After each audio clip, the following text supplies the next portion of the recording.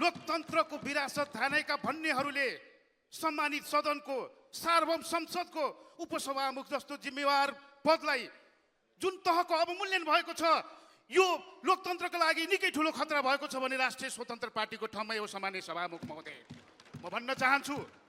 म श्रद्धेय बिपी कोइरालालाई सम्झन चाहन्छु। लोकतन्त्र बचाउनलाई हार्न तयार हुने बिपीलाई फर्केर हेर्नुस् नेपाली कांग्रेसका मेरा श्रद्धेय नेताज्यूहरू। म कमरेड मदन भण्डारीलाई सम्झन चाहन्छु। सामन्तवाद मात्रै होइन, पार्टीभित्र हाबी हुने सामन्तवादले पनि हामीलाई उभो लाग्न दिँदैन भन्ने कमरेड मदन भण्डारीलाई सम्झन म नेकपा एमालेका श्रद्धेय मेरो नेताहरूलाई अनुरोध गर्न चाहन्छु। एउटा जनजाति महिला राष्ट्रपाले उहाँको सम्मानलाई सम्मान गर्दै, अन्तर्राष्ट्रिय स्तरमा उहाँले पाउनुभएको सम्मानलाई सम्मान गर्दै यो सभामा नेपालको प्रतिनिधित्व होस् भनेर हामीले सम्मान माननीय उपसभामुखज्यूलाई यो लोकतन्त्रमा तपाईहरूले ल्याएको भनेको लोकतन्त्रमा उहाँलाई यो सदनमा भित्र्याएको सम्मानित सभामुख महोदय